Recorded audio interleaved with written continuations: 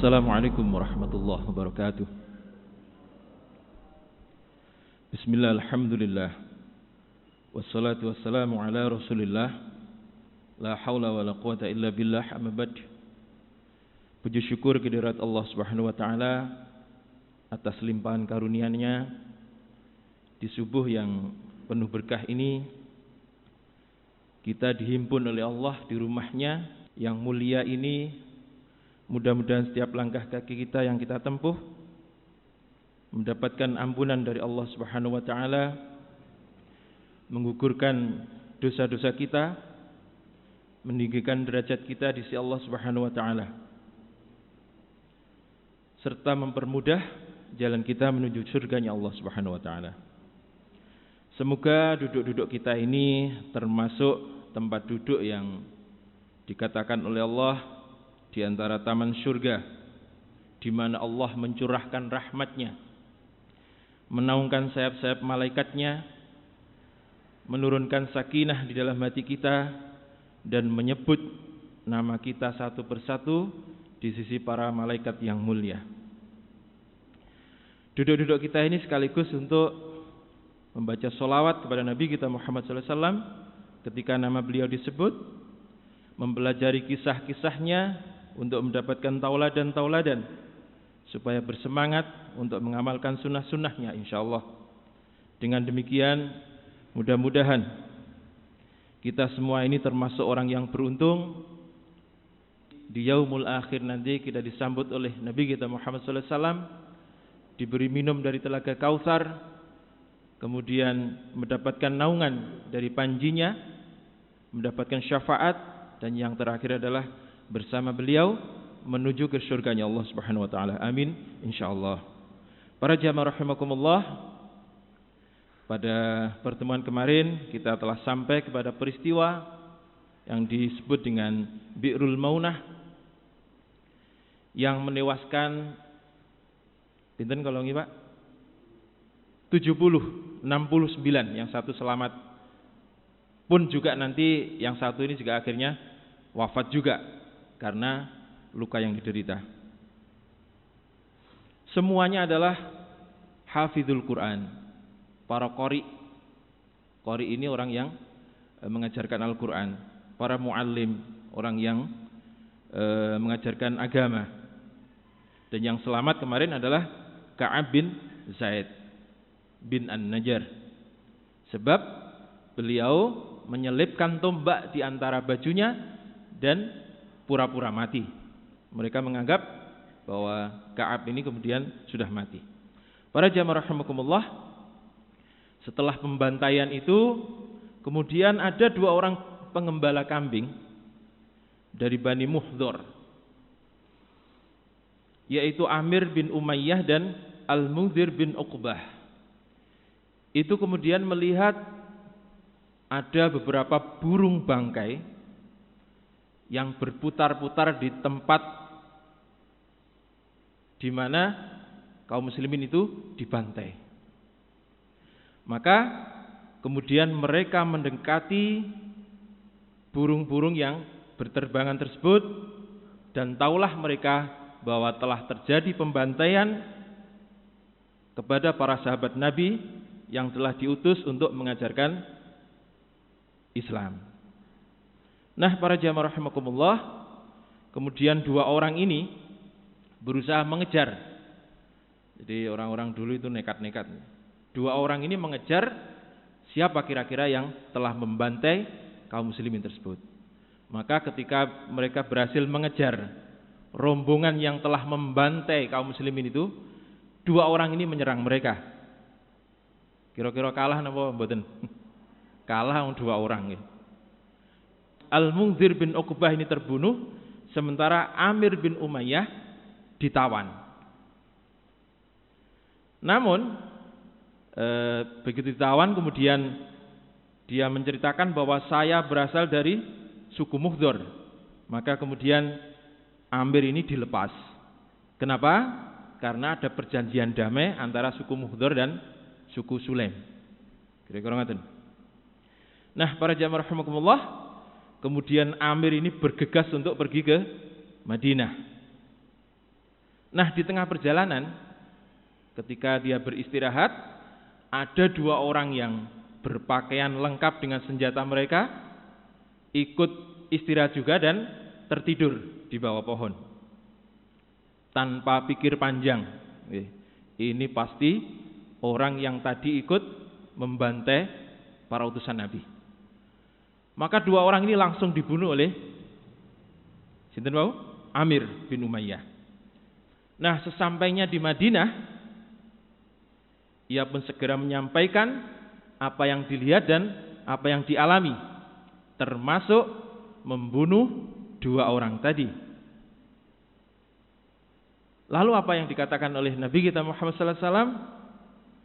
Beliau mengatakan, engkau telah membunuh 2 orang.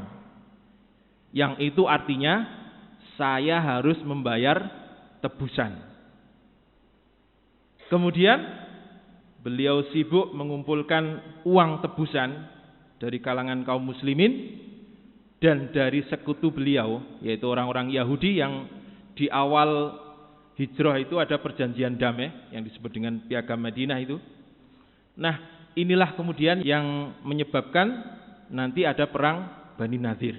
Ternyata Bani Nadir ketika dimintai urunan untuk tebusan wau, ternyata mereka tidak mau, bahkan justru mereka merencanakan makar. Nah, kisah ini nanti akan kita bahas di pertemuan selanjutnya. Para jamaah rahimakumullah, kalau pernah kita dengar bayar tebusan orang Indonesia yang mau dihukum di Mekah, itu berapa jumlahnya, Pak? Berapa yang pernah dengar jenengan? Kemarin terakhir yang saya dengar berita itu 19 miliar. Kira-kira lumayan. Itu tebusannya. Nah, kira-kira waktu itu juga segitu. Maka Nabi kemudian mengumpulkan para sahabat untuk urunan nebus 2 orang ini. Kalau 2 orang berarti kira-kira 38 miliar. Nah, para jamaah rahimakumullah,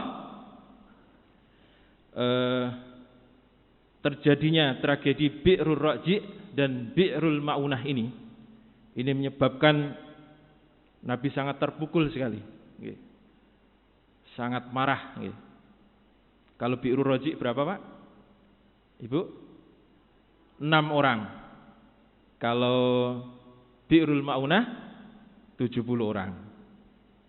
Nah, atas 2 peristiwa itu kemudian Nabi kita Muhammad sallallahu alaihi wasallam berdoa untuk kehancuran suku-suku yang berkhianat tersebut. Suku-suku yang telah membantai para sahabat Nabi. Doa ini dilakukan di dalam sholat setelah i'tidal. Di setiap sholat fardu selama 1 bulan. Ini nanti kita kenal dengan doa yang disebut dengan kunut nazilah. Maka kalau kita ada peristiwa di tempat yang jauh sementara kita tidak bisa berbuat apa-apa, maka disunnahkan kunut nazilah. Nah, para jamaah rahimakumullah, setelah doa ini dibaca oleh Nabi, doa jelek untuk kehancuran suku-suku yang menyerang kaum muslimin, itu kemudian setelah 1 bulan turun ayat teguran. Nabi ditegur oleh Allah melalui ayat 128 sampai 129 surat Al-Imran. Laisa laka minal amri, tak ada sedikit pun campur tanganmu atas urusan ini. Au yatuba alaihim, bisa jadi Allah menerima taubat mereka. Au yu'adzibahum, atau Allah akan menyiksa mereka. Fa innahum, maka sesungguhnya mereka zalimuna, orang-orang yang zalim. Kemudian ayat selanjutnya, walillahi, dan kepunyaan Allah, ma fis samawati, apa-apa yang ada di langit, wa ma fil ardi, dan apa-apa yang ada di bumi. Yaghfiru liman yasha, dia memberi ampunan kepada siapapun yang dia kehendaki. Wa yu'adzibu man yasha, dan dia menyiksa siapapun yang dia kehendaki. Wallahu ghafurur rahim, Dan Allah adalah Maha Pengampun lagi Maha Penyayang. Nah, para jamaah rahimakumullah, setelah turun ayat ini, kemudian Nabi mengganti doanya. Yang semula doa itu untuk melaknat, untuk kehancuran mereka, kemudian diganti dengan doa yang baik. Salah satu riwayat mengatakan, kalau tadi doanya yang jelek tadi dibaca sepanjang sholat, sholat wajib, sholat maktubah, maka kemudian ketika Nabi mengganti doa yang baik ini, beliau membaca di waktu sholat subuh. Dan itu dilakukan hanya beberapa hari saja. Kemudian berhenti dan tidak pernah melakukannya lagi. Lalu bagaimana dengan para sahabat? Sebagian ada yang ikut Nabi langsung. Begitu Nabi berhenti, mereka langsung berhenti. Dan sebagian ada yang masih melakukannya. Ada yang digunakan pada waktu sholat subuh, sholat witir, dan sholat qiyamul lail di bulan Ramadan. 10 hari terakhir, ada yang 15 hari terakhir. Lalu bagaimana sikap Nabi? Beliau tidak berkomentar apa-apa, tidak melarang, juga tidak menyuruh. Lalu apa isinya? Isi doa yang baik itu. Isi doa yang baik itu adalah yang sering kita baca, yaitu Allahumma hdini fiman hadait, dan seterusnya itu yang kita baca ketika sholat subuh, yang kita kenal dengan doa kunut. Nah, para jamaah rahimakumullah, dari peristiwa tersebut kemudian ada 3 kesimpulan. Yang pertama, menurut Imam Abu Hanifah mengatakan bahwa karena Nabi sebelumnya tidak berdoa dan setelahnya juga tidak berdoa, maka berarti doa kunut itu tidak ada. Maka Imam Abu Hanifah tidak memakai kunut. Sementara itu, Imam Malik dan Imam Syafi'i menyimpulkan, karena Nabi tidak melarang para sahabat, itu artinya membaca doa tadi itu pun dibenarkan. Namun bedanya, kalau Imam Malik itu baca doa kunutnya sebelum rukuk dan dibaca pelan alias sir. Tetapi kalau Imam Syafi'i itu dibaca setelah rukuk dan jahar atau jelas. Nah, kemudian yang terakhir adalah Imam Ahmad bin Hambal atau Imam Hambali mengambil jalan tengah. Beliau membaca kunut hanya ketika ada peristiwa yang luar biasa, yang ketika beliau tidak bisa hadir di tempat itu, sementara kaum muslimin butuh pertolongan. Seperti halnya yang dilakukan oleh Nabi kita Muhammad SAW ketika peristiwa Bi'rul Raji' dan Bi'rul Ma'unah. Para jamaah rahimakumullah, itulah yang nanti kita kenal dengan kunut nazilah menurut Imam sinten wau? Yang terakhir sinten? Maliki. Nah, para jamaah rahimakumullah, kunut dan tidak kunut ini bukan masalah Muhammadiyah atau NU, bukan, tetapi pilihan. Silakan memilih yang mana. Walaupun jenengan misalnya ikut NU terus milih yang tidak kunut, tidak ada masalah. Tetapi kalau jenengan sholat di Masjid Al-Hidayah, maka disarankan untuk mengikuti kunut. Dan hebatnya orang-orang dulu, walaupun berpendapat bahwa kunut itu tidak ada, tetapi mereka tetap hafal doa kunut. Sehingga suatu saat nanti kalau mereka bepergian dan kebetulan di tempat itu adalah pengikut mazhab yang kunut, maka beliau kunut juga. Para jamaah rahimakumullah, maka yang perlu kita pahami adalah perbedaan atau ikhtilaf dalam fikih itu pasti ada, pasti, karena masalah pemahaman. Contoh sedikit lagi masalah pemahaman atau perbedaan. Setelah perang Khandaq, Perang Khandaq itu perang parit gitu, atau perang Ahzab. Nabi mengutus para sahabat untuk memerangi kaum Yahudi, yaitu Bani Quraidah, yang telah berkhianat karena di awal sudah ada perjanjian damai. Ternyata dia justru mengundang orang-orang Mekah untuk memerangi Nabi kita Muhammad SAW. Maka setelah perang Khandaq itu, Nabi kemudian memerangi Bani Quraidah. Kemudian beliau memberangkatkan para sahabat terlebih dahulu dengan berpesan, jangan kalian sholat asar kecuali di Bani Quraidah, yang nantinya Nabi akan menyusul. Para jamaah rahimakumullah, di tengah perjalanan ternyata waktu asar sudah hampir selesai. Maka di antara sahabat ada yang mengatakan, para sahabat-sahabatku sekalian, ini waktu asar sudah hampir selesai, kita sholat asar di sini. Maka yang lain mendebatnya, bukankah Nabi telah menyuruh kita jangan sekali-kali sholat asar kecuali di Quraidah? Maka yang satu ini mengatakan, maksudnya Nabi itu kita disuruh cepat-cepat supaya nanti bisa menangi asar di Quraidah. Lah kalau tidak menangi ya kita sholat di sini, waktunya mau habis. Sementara yang satu tetap berpegang pada perintah Nabi. Maka sebagian sholat di perjalanan, dan yang satu lagi sholat di Bani Quraidah.